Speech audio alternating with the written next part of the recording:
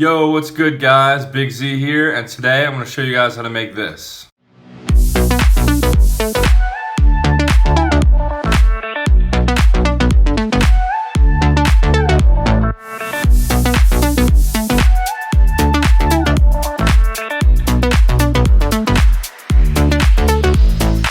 Alright, that was my remake of Crazy by Lost Frequencies and Zonderling. It's a dope song, and let's get right into it. As always, all the MIDI files and serum patches will be down below.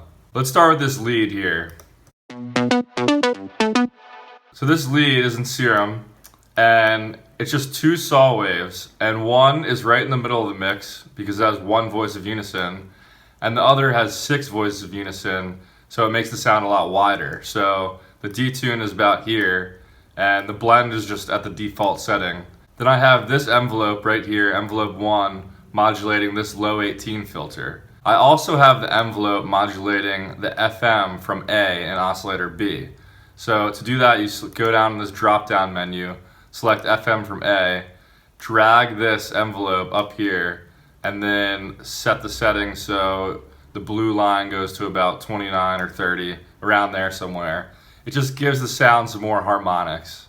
In the effects section, I have some dimension expander on there, some tube distortion, and a little bit of chorus as well.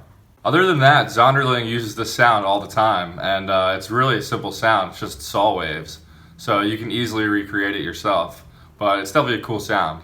As for processing on this sound, I just cut out a little bit of the lows and a little bit of the highs, just to keep it clean in the mix. I also have some OTT on there as well. On to the bass sound.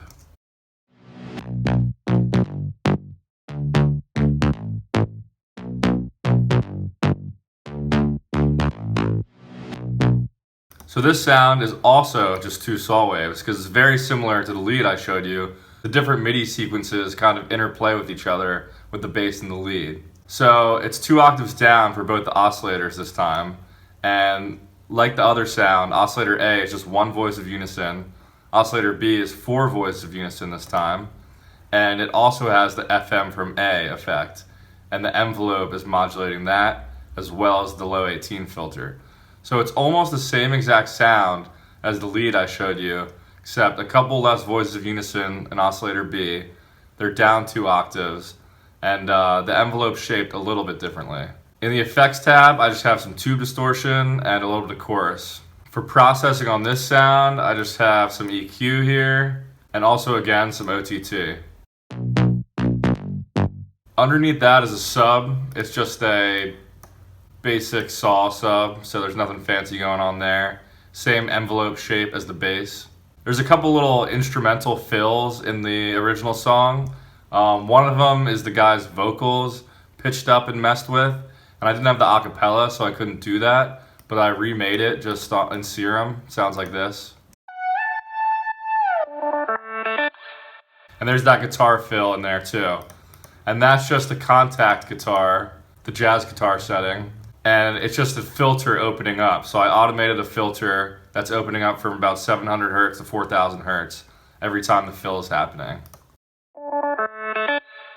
It's good to keep your drops interesting with little fills like this, because you don't always have to use drum fills. You can use instrumental fills like he did in this song. Let's move on to the drums.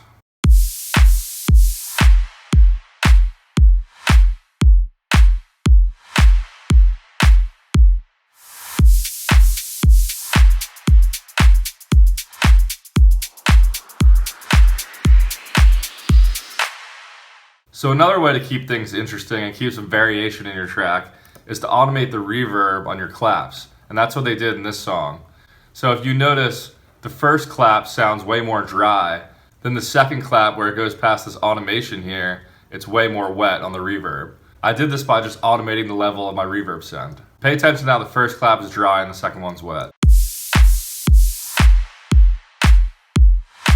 So that's just another good trick to add variation to any track. That's it for this one. Hope you enjoyed it.